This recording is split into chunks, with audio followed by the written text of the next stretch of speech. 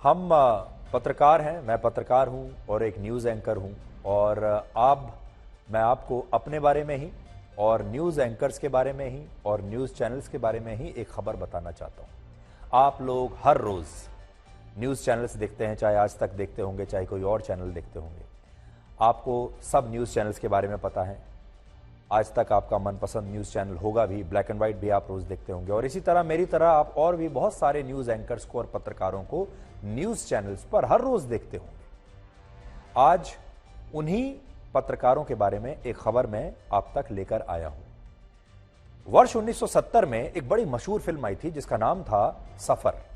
इसमें राजेश खन्ना ने बड़ी भूमिका निभाई थी और इस फिल्म का एक गाना बड़ा मशहूर हुआ था जिसके बोल थे, जो तुमको हो पसंद वही बात करेंगे, तुम दिन को अगर रात कहो तो रात कहेंगे।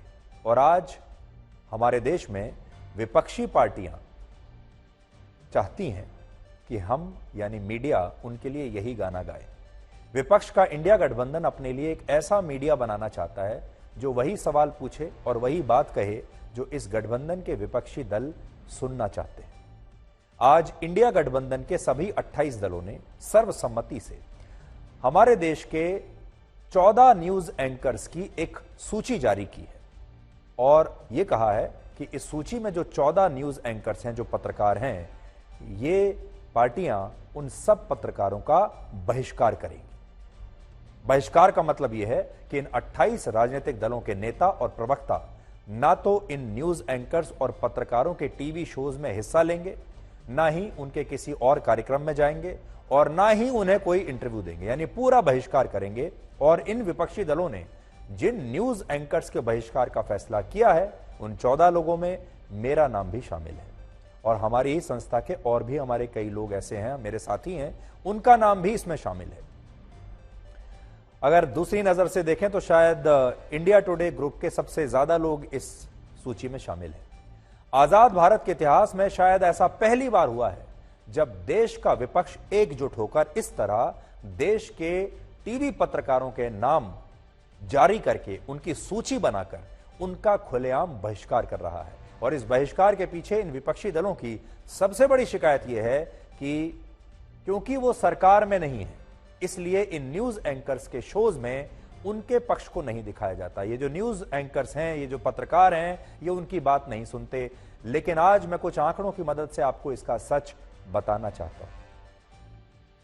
सच यह है कि इस समय देश के 11 राज्यों और केंद्र शासित प्रदेशों में इन्हीं विपक्षी दलों की अपनी खुद की सरकारें हैं। आप देख लीजिए, ये सारे देश के बड़े बड़े राज्य हैं जिनमें विपक्षी दलों की सरकारें बनी हुई हैं, उनके मुख्यमंत्री हैं। इनमें कौन कौन से राज्य हैं? पश्चिम बंगाल, बिहार, झारखंड, छत्तीसगढ़, कर्नाटक, तमिलनाडु, केरल, राजस्थान, बड़े बड़े जो राज्य हैं उन सब में विपक्षी दलों की सरकारें हैं, इंडिया गठबंधन की पार्टियों की सरकारें हैं। अब आप खुद सोचिए, जब देश के 11 राज्यों और केंद्र शासित प्रदेशों में इन विपक्षी दलों की सरकारें हैं तो फिर ये कैसे कहा जा सकता है कि ये राजनीतिक दल सत्ता से बाहर हैं?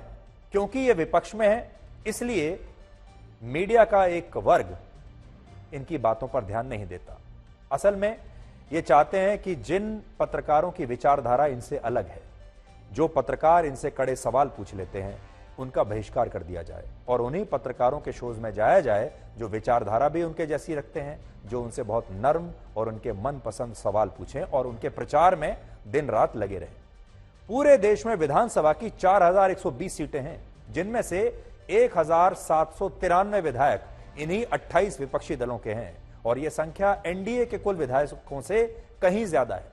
एनडीए के 1704 विधायक हैं और आप देख लीजिए, दोनों में अंतर आप देख लीजिए।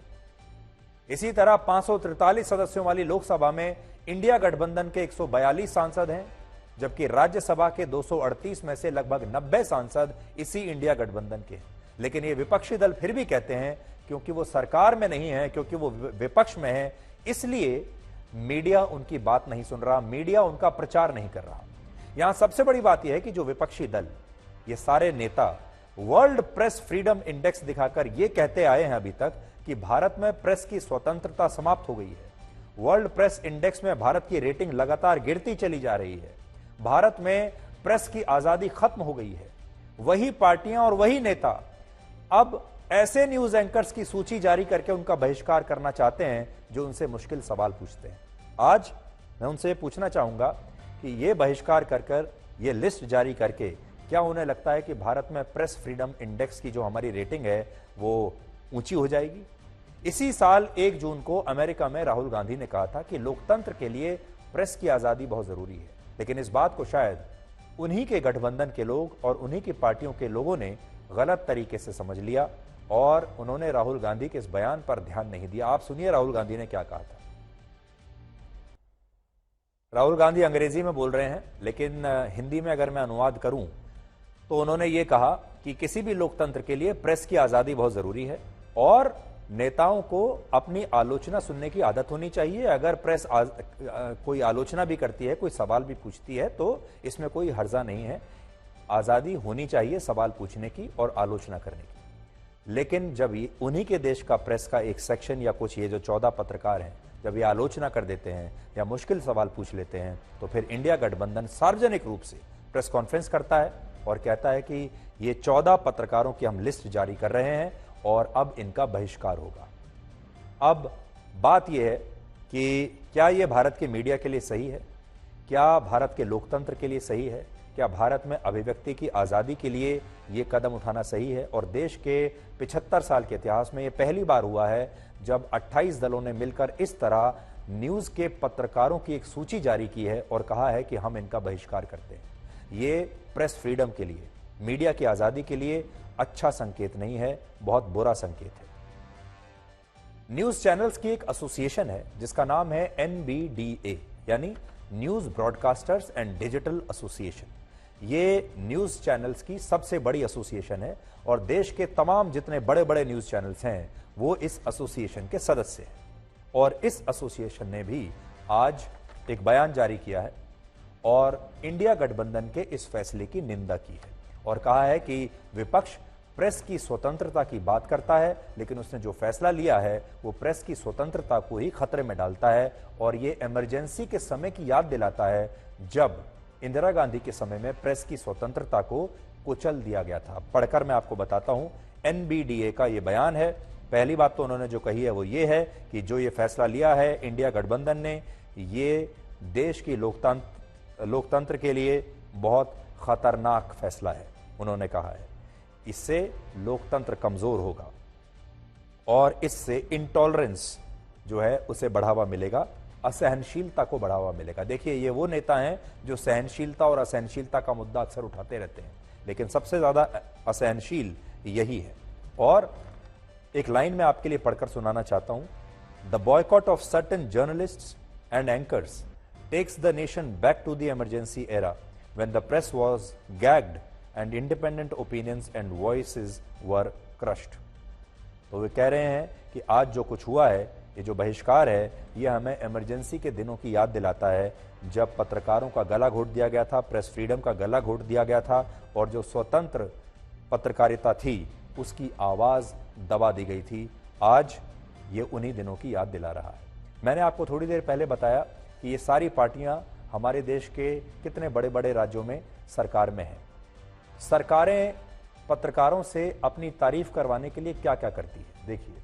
वो लालच देती हैं पत्रकारों को, कई बार पुरस्कार भी देती हैं। तो लालच, पुरस्कार और FIR, ये 3 हथियार होते हैं सरकारों के और ये तीनों हथियार इन सरकारों के पास हैं और ये इन तीनों जो सारी सरकारें हैं, राज्य सरकारें, ये उस हथियार का प्रयोग भी करती हैं। लालच, पुरस्कार और FIR। और अगर मैं आपको मेरी ही बात करूं तो आप तो जानते ही हैं कि अभी मेरे ऊपर भी एक FIR हुई है, कर्नाटक में कांग्रेस की सरकार द्वारा FIR हुई है। लेकिन यहां एक बात हम बताना चाहते हैं, हम पत्रकार हैं, हम न्यूज एंकर्स हैं। हमारी जो ड्यूटी है, हमारा कर्तव्य क्या है? हमारा कर्तव्य है खबरों को आप तक पहुंचाना, खबरों को आप तक पहुंचाना। हम खबर नहीं है, मैं खुद खबर नहीं बनना चाहता, मैं खबरों को आप तक पहुंचाना चाहता हूं और हम सबकी यही जिम्मेदारी भी है कि हम खबरों को आप तक पहुंचाएं, हम न्यूज आप तक लेकर आएं, जो न्यूज मेकर्स हैं उनके बारे में बताएं। हम खुद न्यूज मेकर्स ना बने, लेकिन कई बार ये सरकारें हमें खुद ही खबर में तब्दील कर देती हैं। और आज आप देखिए, जिन पत्रकारों को इसलिए उनकी जो कर्तव्य है, उनकी नियुक्तियां इसलिए हुई हैं क्योंकि वो आप तक खबर पहुंचाएं। आज इंडिया गठबंधन ने खुद उन्हीं को खबर बना दिया है और प्रेस कॉन्फ्रेंस कर कर उन्हीं पत्रकारों की एक लिस्ट जारी कर दी है। अब ये जो पूरा मामला है, आप इसे देश की अदालतों में ले जाइए, कहीं भी ले जाइए, संवैधानिक है, असंवैधानिक है, उनको पूरी आज़ादी है कि वो जिस पत्रकार से चाहें बात करें या ना करें, ये लोकतंत्र है। लेकिन ये मामला मैं जनता की अदालत में ज़रूर लेकर जाना चाहता हूं, आपकी अदालत में ज़रूर लेकर जाना चाहता हूं, क्योंकि आप न्यूज़ चैनल्स के दर्शक हैं, आप न्यूज़ देखते हैं और आप हम सब की न्यूज़ देखते हैं। अब आपको ये तय करना है कि ये जो हुआ है ये सही है या ये गलत हुआ है।